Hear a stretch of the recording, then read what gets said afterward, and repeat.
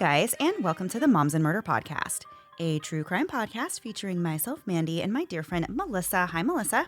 Hi, Mandy. How are you? I'm doing well. How are you? Good. We have a big birthday this week in our house. My daughter turns 13 next weekend, a teenager. Oh, my goodness. Can you believe that? Just No, like from the I time can't. we've known each other, it's such a bizarre, it's like a different person. Like It is she's a different wild person. to think about. Yeah, I think she was, what was she, 5 or 6 whenever I first met you? I think like 4.5 because she and my son are 4.5 years apart. Isn't that wild? Yeah. Oh my gosh, no, it's just, it seems like just yesterday. It is crazy to think that she is going to be celebrating her 13th birthday. What a big milestone birthday. I'm so excited for her. I know everybody loves turning 13. It's like very exciting. Well, I mean, it's not once you get older, you realize it wasn't, but it is at the time. So It is, yeah. But I'm like, okay, what do you want to do? Let's do something. She's like, I just want to sleep all day. I'm like, oh my gosh, you're my child. Yeah. So I'm still trying to get something out of her to do, something. But she's like, I really like, please don't do anything big for me. So I'm like, all right, I'm trying to like respect her wishes, but not be like, not do anything for her birthday. But like, let's find something in the middle. But it's fun. She did ask for no hugs that day. So that was like, I'm like, why are you trying to hurt me on your birthday? Yeah. Like you're definitely how the 13, turntables. right? So yeah, that is exciting to be like low-key birthday, but like also excited. So we'll see how it goes. But yeah, 13, can't believe it. And she's like so much taller than you, Mandy. I just realized now she's like 5'8". Thank you for bringing that up. Yeah. Like how? I just don't even, I'm just like, whenever I see her near people now, I'm like, she's taller than everyone. I mean, like in a good way. I like being taller than everyone, but it's funny. I'm like, well, you're almost taller than me. And now I feel a little competitive. I'm like, no, you're not gonna grow up, outgrow me. We can't do this. This can't be our relationship. I have to be taller than you, but we'll see what happens. Well, I'm jealous. She's I'm still jealous got of 3 years. a 13-year-old. Yeah. As you should be. Just kidding. All right, so we will get into the story for this week. The first couple of episodes that we did this year were a little heavy and tragic. So this week we're going to lighten things up a little bit with a different type of story. And it's the type where nobody dies. Yay. Yay. Except for everybody who died a little bit inside when $200 million worth of rare and even one-of-a-kind artwork was stolen from a prestigious Boston art museum. Now, we've talked about a couple of different heists on the podcast, but nothing quite like this one. This really isn't just any ordinary breaking and entering burglary situation. This is a crazy story about the greatest art heist in history, and it's still shrouded in mystery to this day. Where is Rembrandt's only painted seascape in existence now? It's out there somewhere, but my question to you is, would you even know it if you saw it? Would you know any famous work of art if you saw it? Now, of course, there will be people who can honestly say yes, that they would know famous artwork, but I would say the vast majority of us would have absolutely no idea if we saw a one-of-a-kind stolen painting displayed somewhere. I've never really been an art connoisseur. I do love to look at nice pictures and pretty paintings, but it's one of those things I just don't really get. Maybe I'm just too much of a simpleton to understand it all, but you really won't catch me standing around at a museum quietly staring at the same painting for 20 minutes. It's just not for me. But even still, I can understand the concept of value and protecting things that are really, really old so that future generations can admire them. So even I was saying, oh no, the more I learned about this incredible heist. I love that you wrote that out for yourself and you called yourself a simpleton, like verbally, and you even wrote it out. I was committed to using that word. I love it. But I feel the same way with art. Like I think it's beautiful and interesting. And did you know that they had the big here, and I know it's traveling, like the Van Gogh experience, the immersive experience. I've heard of it, yes. Yeah, I brought my husband after Christmas, like that was his Christmas gift. And it was so cool, but like 30 minutes of it and I was like, all right, I'm ready to go. Like I don't really get it. Like it is actually really interesting and they play music and it's like this whole experience. But I'm a simpleton and I was in there and I was like, this is cool. But as soon as it started to repeat, I'm like, all right, let's go. We've already seen all this. Yeah. Well, in a There's way, nothing more to see. Yeah, in a way I am kind of envious of people who have like I don't know. I feel like you need some degree of like mental quietness to even be able to to take in art like Oh, that and just yeah. appreciate it. And like, I feel like my brain would never, it would just never allow me to stand there and like really admire and like take it all in and just like appreciate everything, not the way some people do. So No, I I know. don't I've got know. like a 3-second time frame. I'm like, all right, I've seen this on the internet. Next thing. Okay, we've seen this. Is there snacks around this corner? All right. Like, Right. it just doesn't compute for me. I totally get that. But when you think of world famous art museums, the first thing that might come to mind are places like the Louvre in Paris, which houses the Mona Lisa, or the d'Orsay, where you can see the original Starry Night painted by Van Gogh. But we actually have some noteworthy art museums right here in the US, where visitors come from all over to see other famous art pieces in real life. One of the most famous American paintings, American Gothic, is housed at the Art Institute, Chicago, and many original works by world famous artists are found at other famous US museums. One such museum is the Isabella Stewart Gardner Museum in Boston, Massachusetts. It's really more than just a museum. The building itself and all the galleries within it were really a work of art in their own right. The museum was constructed from 1899 to 1901, and it was equipped with a private fourth floor where curator Isabella Stewart Gardner lived herself. Isabella was born into a wealthy New York City family on April 14th, 1840, and her road to curating art was paved in dollar bills and diamonds. Sounds like she was like an OG Real Housewife, really, Right. to Yeah. have something like that, yeah. So Isabella attended the best private schools, and she eventually moved to Paris, where she graduated and met a man. His name was John, or Jack Lowell Gardner. They fell in love and they moved back to New York City before getting married in 1860 when Isabella was 20 years old. The couple later moved to Boston and welcomed a baby boy, but he tragically passed away from pneumonia before turning 2, leaving Isabella depressed and really unsure where to go from there. After struggling emotionally for 4 years, Isabella's therapist suggested a nice, relaxing getaway for her and Jack. Isabella agreed that it would be good for her, and so they planned a trip to Northern Europe and Russia. This trip really turned into an extended traveling adventure where Isabella and Jack got to explore Egypt, the Middle East, and Asia. And Isabella really loved this trip. I can imagine she did. And she kept journals about everything she did and everything she saw. Do people do this anymore? I'm so like, I feel like I need to travel the world now after like, Hashtag simpleton. yeah, I mean, for real. And there's probably people laughing at me right now as I say that. But yeah, like what an incredible opportunity to just be able to just decide that you're going to take some time off and explore different places. That's just amazing to me. Like that people do Yeah. that. I mean, do they? Do people Well, still do that? I think the key thing here is she was born into money, and I think she married money too. So I think that like gave her a good start Oh, on yeah. her travels. I don't think it's like every simpleton's thing Right. to be able to do that. So finally, in 1878, Isabella found a new passion to reignite her spirit. After attending the readings of famous art professor Charles Eliot Norton, Isabella found herself in a friendship with Charles. He was the first ever art history professor at Harvard University, so he was kind of a big deal. And when he recommended that Isabella start collecting rare books and manuscripts, she took it to heart and she did just that. She started collecting early editions of Dante's works, and things snowballed from there. When Isabella's father passed away in 1891, she inherited $1.75 million, which would be equal to over $53 million today. And this led her to having the opportunity to really expand her art collection to new heights. Art collecting led Isabella to meeting Italian Renaissance art connoisseur Bernard Berenson, and they became friends as well. Isabella trusted Bernard more than anybody else when it came to art, and he became her chief art advisor and kind of a mentor in some ways. As her advisor, Bernard helped Isabella acquire many noteworthy art pieces for her collection. And as we said before, Melissa and I, neither one of us really know anything about art, so you're just going to have to take our word for it that these are noteworthy art pieces because, we can't really fact check because we don't know a lot about art. So I just love this idea that we're like, here's the information. Right. Yeah, no, we're not. I mean, if you say it's famous, we say it's famous. Right. Good for you. Yeah, this is what the research says is famous. I really have no clue. I cannot personally stand by any of this.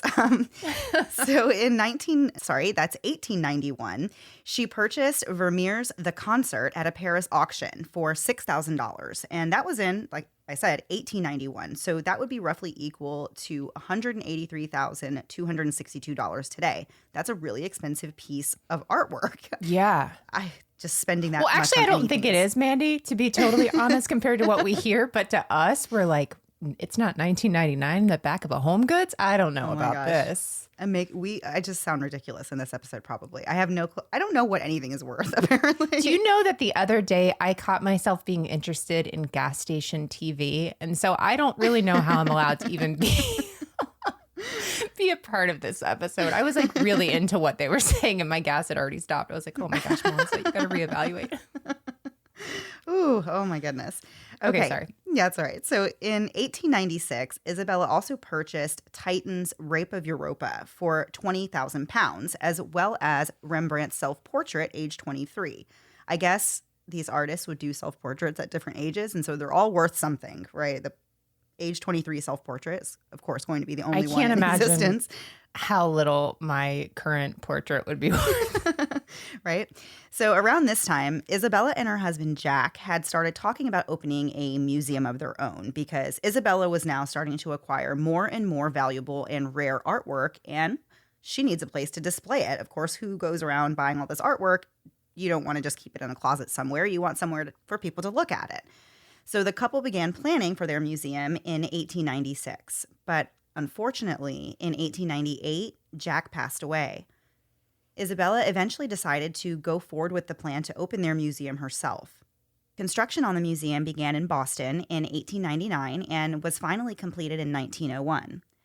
The place itself is just as grand as any artwork Isabella was planning to put in it, as Melissa said in the beginning. If you really like cool architecture, then you will want to check this one out. The architect that worked on the museum was Willard Sears, who was a prominent architect in the New England area in the 19th and early 20th century. He's also the brains behind the Pilgrim Monument in Provincetown, Massachusetts, and he had a major role in the gorgeous Old South Church in Boston. Although the museum was quite grand at the time it was built, there was nothing really nearby. It was kind of built in the middle of swamplands. But it was very beautiful nonetheless, and every gallery had its own theme and was expertly decorated. When the museum was completed, Isabella moved into it, living among her most cherished possessions in a private quarters on the 4th floor. A friend of Isabella's later said that it had been a long-standing dream of Isabella's to have a house filled with beautiful pictures and objects of art for others to come and enjoy, and that opening the museum was a dream of her youth being carried out. Throughout 1901 and 1902, Isabella continued to acquire more and more valuable artwork until eventually she owned over 2,500 paintings, sculptures, tapestries, furniture, manuscripts, rare books, and decorative arts. Finally, on January 1st, 1903, the museum was installed with all of these magnificent works, and the Isabella Stewart Gardner Museum held its grand opening celebration. A month later, the museum was fully open and the public could finally witness one of the finest private art collections in the country. Isabella continued to add new works to her collection and changed out her display pieces, and she eventually had 16,000 pieces for the museum, and it became a passion project for her. Yeah, I would say. Yeah. Isabella wanted the museum to stay open forever so that it could benefit the public for both educational purposes and for enjoyment. She always said that if she died and if the museum ever had to be closed or changed from the way that she had made it, she wanted all of her artwork to be auctioned off in France, and she wanted the proceeds to go to Harvard University. But to see to it that the museum had the best chance for success, even after she was gone, she actually set up a $3.6 million endowment to operate the museum in her absence. She wrote in her will that nothing should be changed and no items should be added to or sold from her collection. Isabella passed away in 1924, and the museum has taken her wishes very seriously, even to this day, as we will get into as the episode continues on more. But before we get into all of that, we're going to take a quick break to hear a word from this week's sponsors.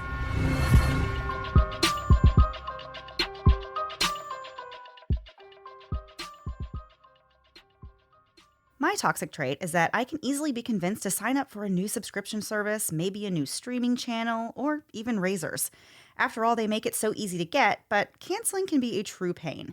And since it's just a few dollars a month, sometimes I don't even notice it at first. But I bet you'll never guess how much subscription companies charge you every month. On average, it's nearly $200. Make your subscription submit with Truebill. Truebill is the new app that helps you identify and stop paying for subscriptions you don't need, want, or you simply forgot about. For me, subscriptions are all about the convenience, right? And these subscription companies know that, and they make it hard to cancel. But Truebill makes it easy to get out of. All you have to do is go to truebill.com/moms and sign up and download the Truebill app. Then you just link your bank account and credit cards to Truebill like I did, and then you literally click on the things you want Truebill to cancel. Things like the Paramount Plus subscription I've had over 6 months that I don't even remember signing up for. That's $11.99 a month, which meant I've paid over $70 the last 6 months for something I've never used. And having Truebill Concierge means I don't have to just search all over to figure out how to cancel something. Truebill does it for me. People are saving on average up to $720 a year with Truebill. I love Truebill, and I'm already saving almost $800 this year. And it goes beyond just subscriptions. Truebill gives you a breakdown of what you're spending every month so you can make changes to your budget. Plus, they can negotiate your bills for certain things like they're doing for me with my satellite radio.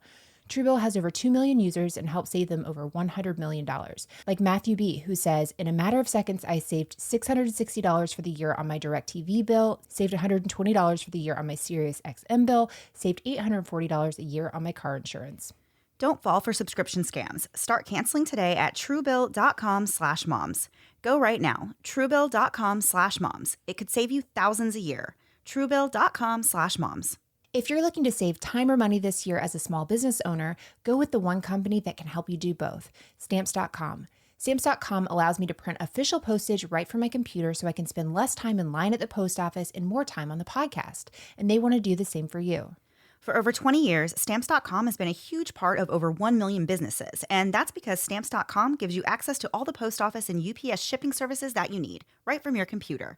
Plus, you can get discounts that you can't find anywhere else, including up to 40% off USPS rates and 76% off UPS. Whether you have a podcast like us or an Etsy shop like a lot of our friends, or even a full-blown warehouse and you're shipping out orders, Stamps.com will make your life easier, just like it does for us. All you need is a computer and a standard printer. That's it. Within minutes, you're up and running and printing official postage for any letter, any package, anywhere you want to send it. I just sent Patreon perks to listeners in the UK and Australia this week, all while in my pajamas. Save time and money this year with Stamps.com. Sign up with promo code MomsAndMurder for a special offer that includes a 4-week trial, free postage, and a digital scale. No long-term commitments or contracts. Just go to Stamps.com, click the microphone at the top of the page, and enter code MomsAndMurder. Now back to the episode.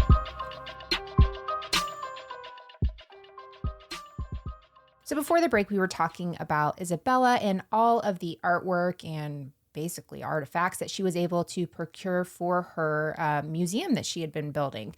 So following her death, those who were left behind really took on this task of maintaining and operating the museum.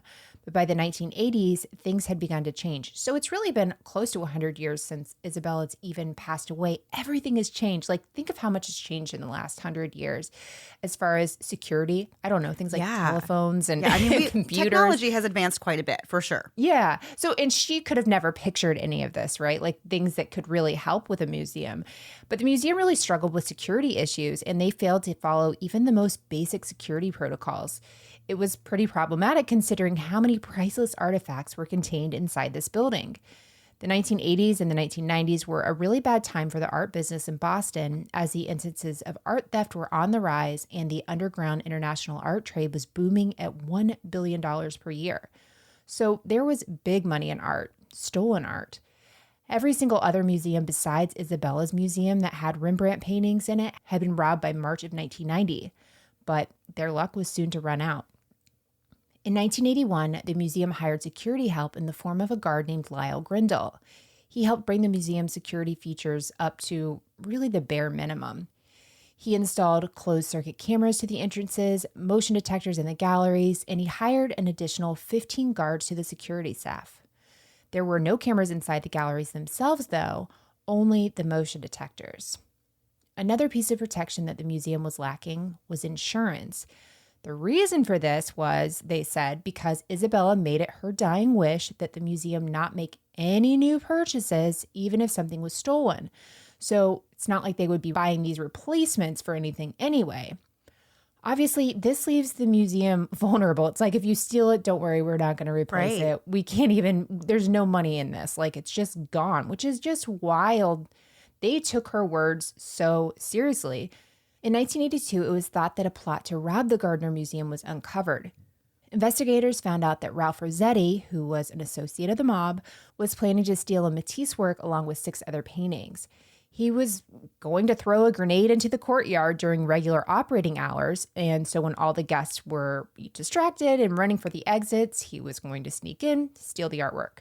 This heist never ended up happening, though, because Ralph got picked up for another unrelated art theft, but it did serve as a wake-up call to the Gardner Museum. That's when they hired an independent security consultant to advise them. In 1988, the consultant couldn't find any major issues with their security setup. He said that the museum had a pretty good security operation for the time and place. But the consultant did make some suggestions for ways to improve security even more.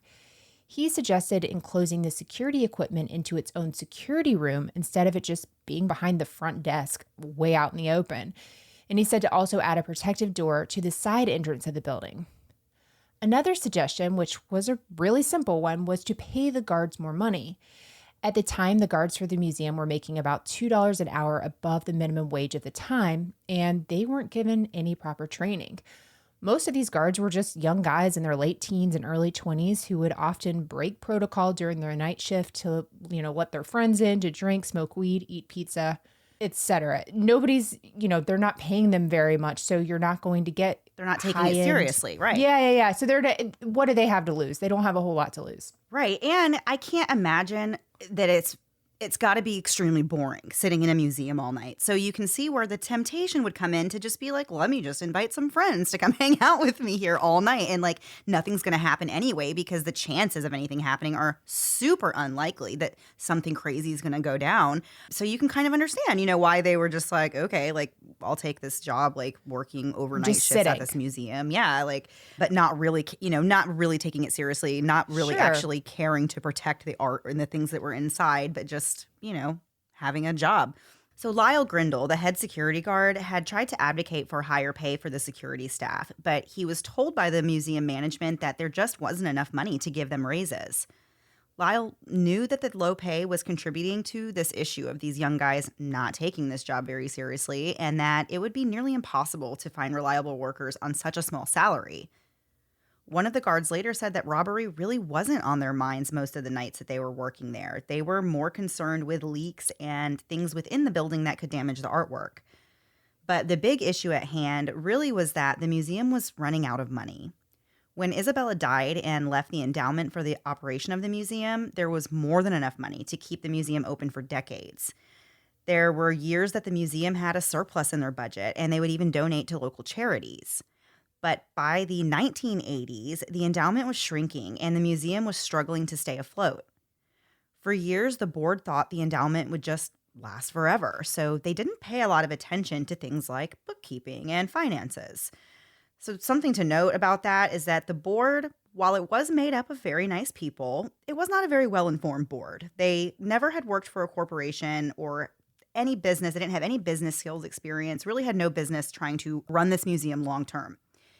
So by 1984, the budget was starting to dry up, and the museum was in the red and struggling to keep up with rising management costs. By 1988, the endowment was only able to cover about half of the museum's $2.8 million operating expenses, and they made up for some of it through fundraising and grants, but they still came up $140,000 short, and the situation was looking very bleak. Basic maintenance on the building was being neglected. For example, the skylight in the courtyard was leaking. The walls were stained. The lighting was just all wrong. Some of the works were placed in direct sunlight, and there was no air conditioning in the building. Something had to be done. So the board members enlisted the help of people who did know what they were doing and did have experience and knowledge in corporation and business skills. The new board came up with a new plan, and their plan was a plan to renovate the building. They planned to fund this renovation through fundraising, and they also hired a new director, a woman by the name of Ann Hawley, and she came in and did a complete overhaul of the place. She cut programs, she revamped the staff, and she called for a full security review. Plans for the renovation were in the works, and it seemed like the Gardner Museum was going to live to see another day, and it did. But before the renovation even got underway, something shocking happened during St. Patrick's Day weekend in 1990. It was around 6:45 a.m. on March 18th when a maintenance man for the museum showed up for his shift and rang the call box to be let in by the night shift guards. But to his surprise and confusion, no one answered. A short time later, the daytime security guard arrived, and he couldn't get a response from anyone inside either, even after they went around tapping on windows trying to get someone's attention. So the two men decided to go across the street and call their supervisor, who then came to the museum and used a key to open the door. All three of them went inside the museum, but when they didn't find either of the night shift guards inside, they knew something was wrong and they called 911. Officers were sent to investigate, and what they found was pretty deplorable. The museum galleries had been ransacked with shattered glass and cracked frames everywhere. After a 20-minute search, police finally found the two night shift guards that had been working that night. They were in the basement, handcuffed to a steam pipe and a workbench. The men, Rick Abbott and Randy Heston, had their heads wrapped in duct tape with a small space left for them to breathe. When officers asked Rick and Randy, what the heck happened here, they told them that their shift had started at 11:30 the night before. Neither of them had any formal security training, and worse, Rick was known to show up to work drunk or high frequently. He was the kind of guy who was wearing a band t-shirt under his security uniform. Randy, on the other hand, was just a student at the New England Conservatory who loved playing his trombone more than he loved the priceless art that he was guarding. The young men said that Rick had gone to make the first rounds while Randy stayed at the security desk that night. At some point, an alarm goes off on the fourth floor, which was where Isabella's original living quarters were, but Rick didn't see anything unusual when he checked up there. By 1 a.m., he was done making the rounds and he went back to the security desk and sat down while Randy began on his rounds. About 1:24 a.m., Rick was startled by two police officers at the side entrance to the museum. They had actually pushed the buzzer and they were asking to be let inside. The officers said that they had reports of a disturbance and that they needed to ask the guards some questions. Going against protocol, Rick buzzed the two officers in the building that night. Keep in mind, it's still St. Patrick's Day evening, so it's completely plausible that police could be out, responding to calls and checking things out in the area. Rick then used his radio to call Randy back to the security desk to talk to the officers. Once Randy gets back, the two officers claim that they had a warrant for his arrest and they instructed him to come out from behind the desk to be handcuffed. Rick was also handcuffed and they were told to face the wall. According to Randy, while the officers were arresting them, he noticed something strange about one of the officers' mustaches. He said it looked fake. The uniforms that the officers were wearing looked legitimate, but once the security guards were handcuffed, the officers announced that this was actually a robbery. Both of the guards were then taken to the basement and restrained there. And we still have more to get into this story after one last break to hear word from this week's sponsors.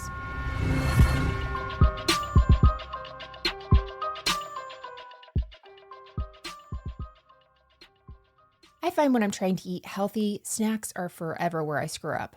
I have a notorious sweet tooth, and when I'm craving something quick and delicious and don't have time to make something, I'm just going to grab whatever's closest to me. Lucky for me, I just bought a case of Munk Packs. Munk Packs are the low-sugar, keto-friendly bars that are plant-based, gluten-free, and non-GMO. They have all the right ingredients for you to feel good about what you're eating, but they also taste amazing. The Munk Pack Keto Granola Bars and Nut and Seed Bars contain just 1 gram of sugar or less, 2 to 3 grams of net carbs, and each bar is 150 calories or less. I fell in love with Munk Pack and just ordered a 12-pack of the Coconut Almond Dark Chocolate Keto Nut and Seed Bars. They just hit the sweet spot while also giving me a little taste of salty that I never get tired of. I throw one in my purse when I'm out running errands, so if I get a craving or just want a snack, I have something in my purse I can feel good about eating. Plus, there are so many delicious flavors, like sea salt dark chocolate, coconut cocoa chip, and caramel sea salt. You'll want to try them all. Get 20% off your first purchase of any Munk Pack product by visiting monkpack.com and entering our code MOMS at checkout.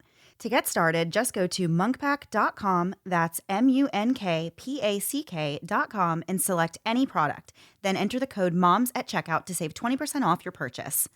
Munk Pack is so confident in their product, it's backed with a 100% happiness guarantee.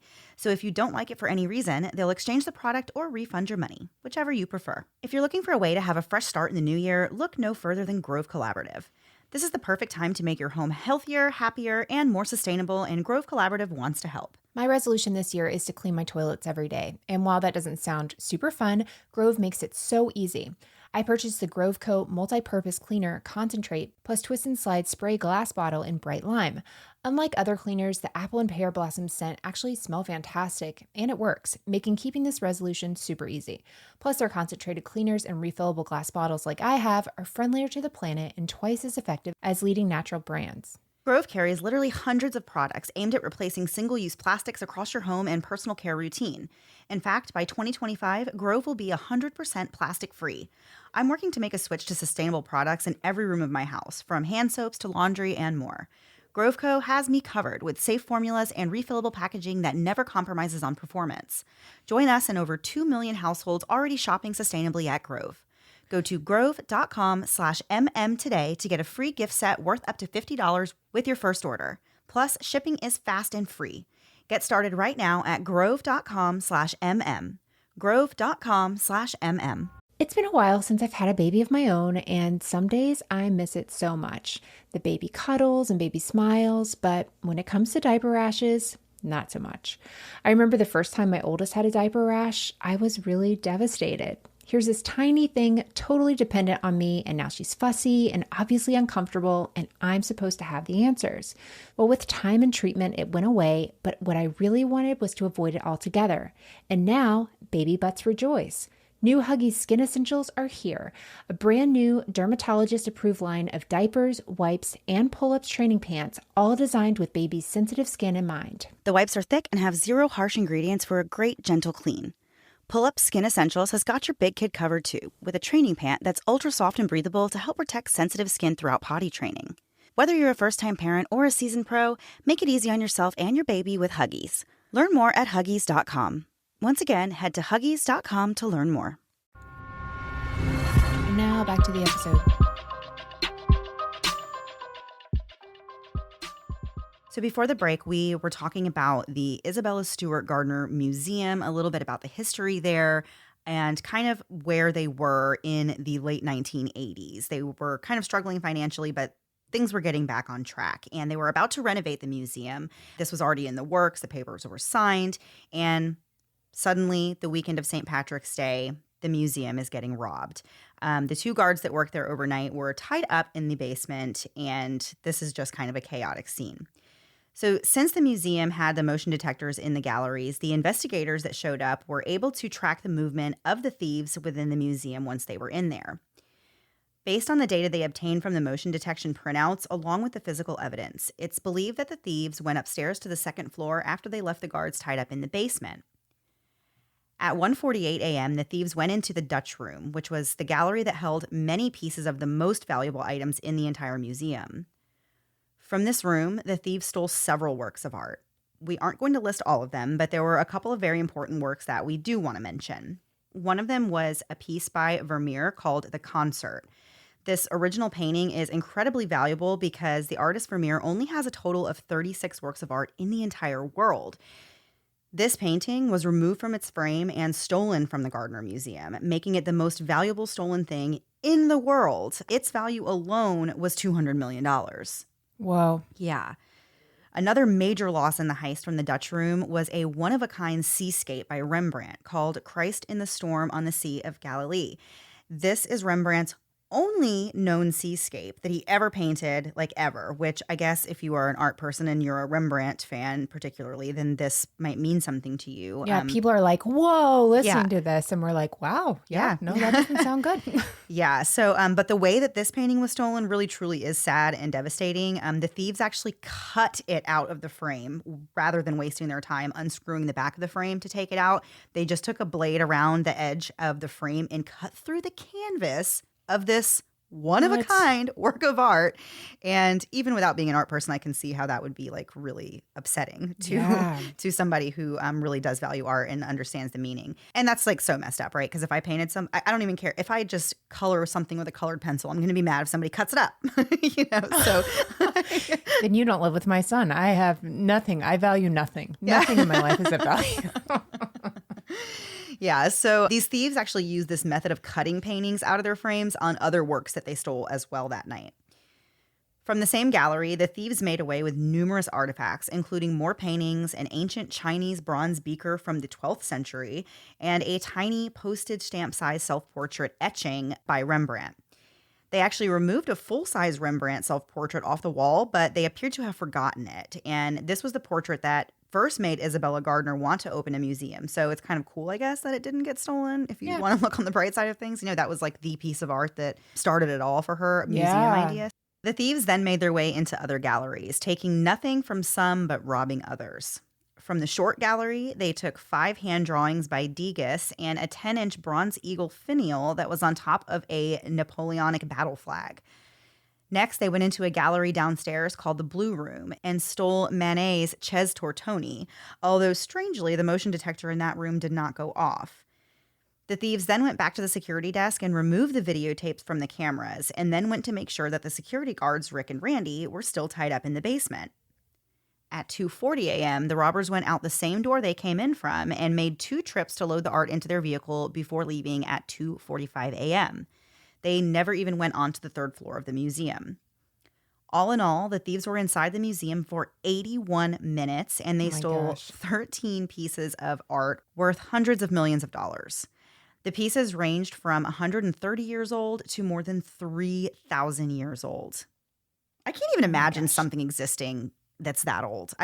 Even if I saw it and you told me it was 3,000 years old, I still would just be like, okay, I just don't. I feel How like do you your know? brain can't comprehend like something existing that long ago. Yeah, no, I get that. I mean, I don't, which is why I get what you're saying. So authorities were completely baffled by this heist, beginning with the fact that it lasted for 81 minutes.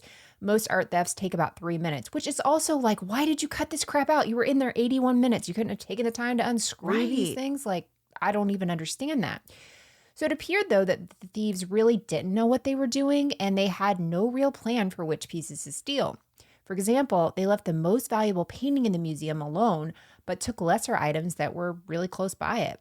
It was thought, based on the number of Rembrandt pieces that were taken, that the thieves were specifically there looking for Rembrandt's artwork. Testing for fingerprints in this case wouldn't really do much good since, after all, it's a museum, it's open to the public, it's covered with, people's fingerprints from around the world. They're never going to be able to find it with fingerprints. There's no footprints or other clues that are left by the thieves that would help them figure out who these people were. One agent working the case later said that this was such an unusual case because there really wasn't a shred of concrete evidence at all. They didn't even know whether or not the robbers wore gloves in the heist. Their suspects could literally be anyone. I mean, the one thing they kind of have is that, like, one guy's mustache kind of looked fake. What if he just grew bad mustaches? Right, yeah. It could be anyone. So thousands of leads were investigated in the first few days, as well as interviews with staff members, reviewing old staff records, and looking into anyone and everyone who had any connection with the museum, such as electricians, carpenters, paint restorers, just everyone. They're looking everywhere. They even tracked down a catering company that had delivered food to a part of the museum at one time. And of course, there's still this question about Rick and Randy's roles and responsibilities in this, which, by the way, Rick and Randy are just those two names together. Just It sounds like a sitcom. It does, right? I would probably watch it. Yeah. So they're trying to figure out what their responsibilities could be in this. They were considered suspects, or at the very least, persons of interest. Officers went over their stories numerous times, and their personal lives and, connections were looked into very closely. Both of them actually took polygraph tests, and Randy passed his, but Rick's was deemed inconclusive. But eventually the FBI came to realize that neither of these men were really savvy enough to pull this off, so they turned their attention elsewhere. I How- will say... What were you going to say? I was going to say, imagine the police being like, this person's literally too stupid to have committed this crime. Honestly, the biggest compliment of my life would be to hear those words. I'd be like, I'm not smart enough to do any of this, right? But even with thousands of leads, the police still weren't making much progress in the investigation, and millions of dollars in artwork was still missing. Meanwhile, the museum itself was still struggling with all the issues it was facing before this theft even happened. They were in a tough position, not even being able to offer a reward, for the return of the artwork Oh, or the yeah. information. Yeah, they don't have any money, so it's like, what are they going to do? They're kind of like just hands are tied here. Yeah. So board members ended up asking auction houses to help them fund a reward. And within 3 days, they announced that there would be a $1 million reward, no questions asked, as long as the artwork was safely returned. Which, okay, I get it. Like, in $1 million, like, oh yeah, cool reward. But like, if these people stole things that were worth like $200 million, like, why are they going to care? They're certainly not going to just like turn it in and take $1 million payout. Like, I don't know. Maybe I Yes don't and no. understand how rewards work to people, to criminals. Yeah, well, here's what I'm thinking though. You have these, incredibly expensive paintings, but how do you sell them to somebody? Oh, Right. What by are you the going to way, do with them? yeah, I have a painting. It's worth $200 million. Okay, great. Where'd you get it? That part's a little suspicious. Do you want to buy from me or not? Right. So, how can you sell these valuable paintings? There has to be like a whole underground network of you sell to this person, like no questions asked, but it's not going to be as valuable as it would have been, right? I would think. I don't know. Yeah. See, Yeah. I'm not that savvy. Yeah. I'm not that savvy. So nobody ever claimed the reward, as we just said. Like, I just don't know how it would work. I don't know why they would. But like you said, what would they do with all this artwork? But nobody claimed this reward nonetheless. And the investigation really hit a wall. Where do you go from there?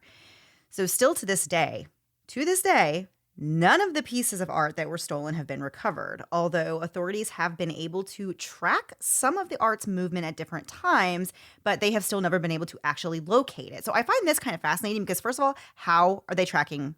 How are they tracking the Right. Like, if you know where it is, like, I don't understand. Like, why don't you just go get it? Like, it doesn't make any Mandy, sense. I'm afraid that we're the Rick and Randy of this episode. We are. Oh my gosh. So anyway, they were not able to actually locate the art. They knew where it was. It was moving around. Couldn't go get it, though. But the FBI learned 10 years after the heist that the art had been transported to Connecticut and the Philadelphia region. And some was taken to Philadelphia, where it was sold by those responsible for the theft 10 years later. So they held on to it for a really long time, which I guess if you're sitting on that kind of money, you have all the time in the world. But so the police have identified the suspects as members of a criminal organization with a base in the mid-Atlantic states and New England. And the last time the police were able to track the location of the art was to a 2003 exchange between two mobsters in a Maine parking lot. But the trail on the art goes totally cold after that. And that was now 19 years ago, and nobody has seen or heard from the art since then.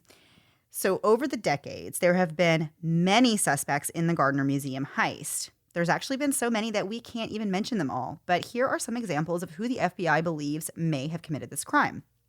Many of the suspects have been mob members or linked to the mob in some way. Most famously, Whitey Bulger was suspected in the heist, but he claimed that he had nothing to do with it at all. In fact, he was just as interested in finding out who did it as the police were because he wanted to punish the thieves for operating on his turf. Interesting. Yeah. Interesting take on that one. I'll help you, officers, but Right. I'm going to kill them because Right. this was my area of business. Right. I should have robbed the museum. So there have also been people who have allegedly come very close to either solving the crime or giving up the names of those involved, but those people have turned up dead before their story could go anywhere. Few examples of this are Joe Murray, an ex-FBI agent, said that he had information about the heist in 1992, which was just 2 years after it happened, and he was killed a short time later. Also in 1992, there were some rumors that a mob associate named Bobby Donati was going to speak to the authorities about the heist, and he was later found dead in the trunk of his car. In another instance, an FBI agent who had been working the case for 10 years named Neil Cronin, he finally thought that he figured out who the thieves were, but then interestingly, he was killed after a semi-truck crashed into his car, which is kind of a freak accident, kind of a coincidence that he died. Kind of. Yeah. I'd like to go on record saying we have no idea who did this. We don't. I have would no never clue. know. No, I couldn't venture to say. So in 2014, the FBI shared the names of two people they believe are the thieves responsible for this heist. Their names are George Reisfelder and Lenny DiMuzio. It's believed that these two men were working under the orders of crime lord Carmelo Merlino. They believe that George and Lenny stole the art and gave it to bigger crime figures in the Connecticut and Pennsylvania areas. In 1997, informants told the FBI that they'd overheard Carmelo talking about trading the stolen art for the $5 million reward. In 1998, the FBI does this sting and ends up arresting Carmelo. They told him that if he helped them find the art, that they'd go easy on him. But Carmelo just insisted that he didn't know anything about the art. Years later, other informants gave the FBI more information that solidified the theory that the art was stolen by George and Lenny. The informant said that George owned the same type of car that witnesses described seeing outside the museum on the night of the heist. They said that Lenny was also a skilled burglar who had plenty of experience with the Merlino gang. Ironically, both of these men died shortly after the heist. George overdosed and Lenny was shot to death. Carmelo Merlino ended up dying in prison in 2005. So the FBI's theory makes a lot of sense. George and Lenny looked a lot like early police sketches of the men, and two different members of George's family claimed to have seen one of the stolen paintings hanging on George's wall just 3 months after the heist. Again, I don't have any theories on this. I have no theories, but it kind of goes back to how you were saying, like, something is only as valuable as what you can sell it for, right? And so, like, obviously it's being sold, within different crime organizations and, like, very underground black market stuff, and it's kind of being, hidden and kind of bought and traded and sold and everything. But, like, again, at the end of the day, what do you do with it? Like, I don't understand. Like, I feel like it doesn't have any value, because, like, you can't sell it to, like, anybody legitimately. So, like, I don't understand the point. I don't understand the point. I really don't understand the point. It's got to be mobsters, allegedly, and stuff like that. Like, it's all underground, like, allegedly doing stuff, allegedly, that allegedly mobsters do, allegedly. So although this case is technically unsolved, the FBI believes that what we just said is as good as it will get without any evidence that proves any other theory. As of today, the Gardner Museum is still open for visitors, and the empty frames that used to contain the stolen artwork are still hanging in the museum as a placeholder and a symbol of hope for their return. The Gardner Museum heist is still the largest property crime in the history of the United States. Following the heist, the museum took their security setup a lot more seriously and hired guards that had to go through extensive training and background checks. They also installed dozens of cameras in every size and capability throughout the museum. The cameras are state-of-the-art with features like night vision, low light, covert, pan, zoom, tilt, all of that. The museum also took out theft insurance. According to the museum's website, they are offering a $10 million reward for information leading directly to the recovery of all 13 works in good condition, which I feel like would be very hard to do because, as we just said, it sounds like everything has been separated and gone it's gone its separate ways. I don't think all 13 works are still together. So, especially not after all this time, I know. the same one person doesn't have everything. Moms and Murder is going to offer $1 billion to whoever finds all 13. It's just not going to happen. It's not going to happen. Yeah, exactly. So a separate reward of $100,000 is being offered just for the Napoleonic eagle finial. The museum's chief of security wants everybody to know that they can give information to the FBI, to the museum, or to the U.S. Attorney's Office, and they can even provide information through a third party, such as their own legal counsel. The U.S. Attorney's Office is even willing to consider immunity protection for information that leads to the artwork. The statute of limitations for the actual theft has expired, but everybody really just wants to get the artwork back at this point. The heist has been the topic of many books, documentaries, and podcasts. So many people want to solve the heist and recover the artwork that it has led to some pretty funny occurrences. According to Bloomberg Businessweek, a copy of one painting that was used on the show Monk looked so real that the FBI actually called the producers of that show to make them go check that it was just a prop and not like actually one of the stolen pieces of artwork. Yeah, isn't that crazy? But, like, how does anyone even know? That's where my Rick and Randy brain goes. How do they know? Like, how do they know? Yeah. How do you know? That's what I was saying in the very, in the very, very beginning of the episode. Like, I could be standing next to that eagle finial that's worth $100,000 and literally never even know it because I wouldn't know. I wouldn't know any artwork or any stolen piece. It could be hanging on your living room wall, Melissa, and I could come over and just hang out with you there and not even notice that you had the stolen artwork. Like, that is how ignorant I am to art. So crazy. I love the Monk connection to that. That's like a really fun, like, to be like, okay, we're going to have to call them. Like, how did, imagine the Monk producers getting the call being like, from the FBI. Sure you're the real FBI? I know. It would be hard to think you weren't being pranked, right? Like, on everyone their thinks end. they're being pranked. Exactly. Yeah. That's right. I enjoyed that story. Yeah, this story reminds me. So, like how we had said, it's just so crazy in the Rick and Randy, and the getting tied up in the basement. And thank goodness they weren't hurt, right, in this theft. Yeah. Like, they were just tied up in the basement, and that it wasn't a different type of story. But it reminds me of, what was the episode that we did where it was the Loomis Fargo heist and how Loomis Fargo, they yep. turned that into like a comedy kind of movie, but it was based on a true story. But they also did that with the movie Pain and Gain, which we also love. We did an episode about the case that was about. Yeah, but I feel like this would make a good, like a dark comedy, kind of crime comedy movie. Yeah, starring Will Ferrell. Yeah. For sure. Yeah, I mean, it would be. I could just picture, having just a hilarious cast, doing a movie about this. So, Oh yeah, if you're that'd out be there, awesome. producers listening, please Shh, make let's this a sell movie. it. Let's sell it. Shush.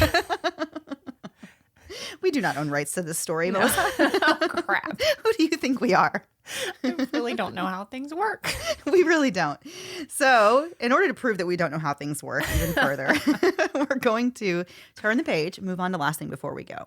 This one's going to be a little different. I think Melissa and I said that we're going to post some photos on Instagram when this episode comes out so that you can, refer to what in the heck we're talking about as we're going through it. So it's actually a really simple concept, but the fact that you guys can't see what we're looking at might make it a little, just go to Instagram. Go to the Instagram. Just go to Instagram. Just go to the Instagram. So what we're going to do is Melissa and I have sent each other 3 different paintings. We didn't tell each other what they were called. Some of them you've seen them before, right? But you may not know the title of the painting. So we each just did 3. I sent Melissa 3, she sent me 3, and we are going to name these paintings ourselves, and then we'll tell you what paintings they actually are.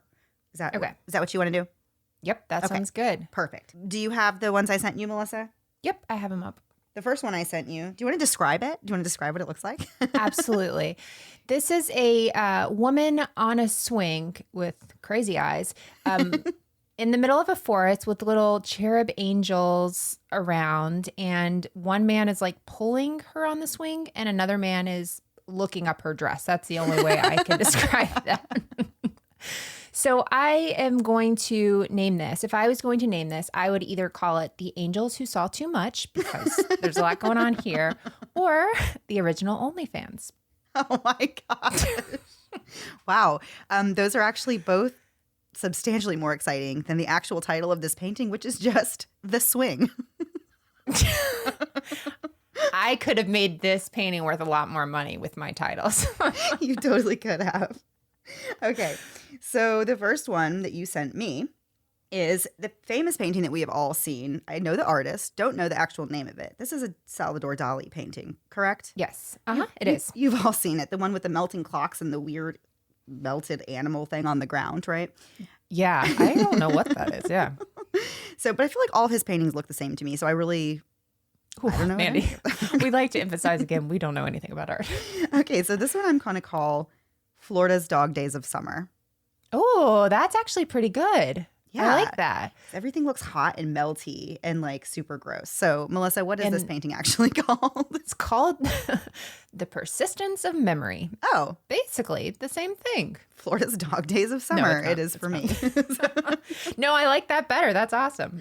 All right. So, next one for you, Melissa, or the next one that I sent you. What are you looking at here? The next one you sent me it looks like it's evening time. There is a lion, again with creepy eyes, standing kind of hovering over a woman who is laying down with a stick, and a guitar is right next to her. And I have named this Portrait of a Mother Who's Willing to Sleep Next to a Lion for Just a Minute of Sleep in the Guitar She Hopes He Will Break that her sister bought her kid for Christmas.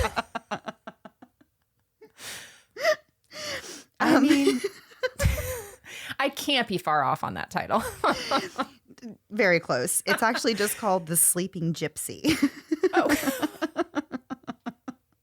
But why does the lion look so aggressive? By Henry Urosu. I think the lion looks like he is protecting her while she sleeps. Oh, crap. Maybe you're right. See how art is? You just interpret it differently, depending on your, I guess. This is Rick and Randy explaining art. Rick and Randy's art hour. Oh, that's what I'm calling this. Okay. Next one, Mandy. So the next one that you sent me, it's a woman and she has praying hands. And there are children surrounding her. One child looks very happy. I can't tell if it's a cherub. It must be because I think those it kind are of looks like wings. it, right? Yeah. So it's holding up another child, a baby that looks very tired and like it needs a nap. But the lady is having none of it. She's literally praying for any kind of help here in the situation. So I'm going to title this one, Jesus Take the Wheel. That's awesome.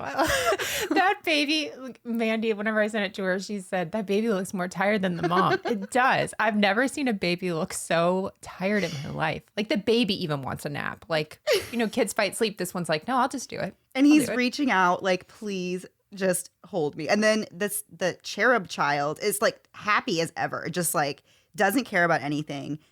The mom There's is probably another kid there, and that kid's just like getting smushed by. Yeah, there's a lot going on. I feel this painting. I do. This one gives me. I feel this one. All right. Okay. What's that one really called? Do you know? I don't know.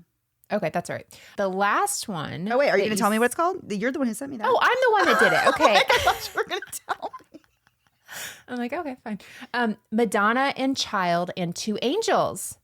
Oh, okay. So I see it now. I see that the angels are holding up the child, but why won't the mother accept him? Why won't the mother accept it? I have no idea. Okay, all right. The angels are proud of their work, and she's like, absolutely not today. Oh, I love that. Okay. All right. The last one you sent me is a woman in a pink dress laying in a field, like looking towards a house, like a house in the distance. And I titled this, Mom Lying in Wait Until Bedtime's Over to Return Home. Because she doesn't want to, she's just waiting to see those lights go off to see her kids are asleep. And then she's going to pull in the driveway and be like, oh, the kids are asleep? Great. This one to me looks like, because of the way the grass looks cut in the distance and not in the front, like it makes me think, like if I were to title this one, it would just be, when is he going to finish the grass? There's 3 more acres. I love it. See, art can be fun, Mandy. Yeah. What is that one called? That one is actually just called Christina's World. Okay, that actually sounds more like a Disney show. Yeah. For Nickelodeon. All right. Art is art. It's not up to us to decide. It's up to the artist to decide what it is. So, okay. So those were our art interpretations. So definitely check out those on Instagram. I think you did a wonderful job, Melissa, describing the paintings to me. Oh, you have one more? You did too. Didn't I send you one more or no? Oh, you did. You do. I do have one more. That was my favorite one. Okay, perfect. Mandy, what did I send you? Okay. So the last one you sent me, it's like a painted face, and it looks like it has a side eye, right? So you could see the eye literally going to the side of the face, maybe, possibly to look at something that's they don't really want to see. So they're looking sideways. Ooh, okay. That's what it seems like to me. So okay. I can't wait for this. I'm calling this one. I know you didn't bring corn nuts into this hotel room.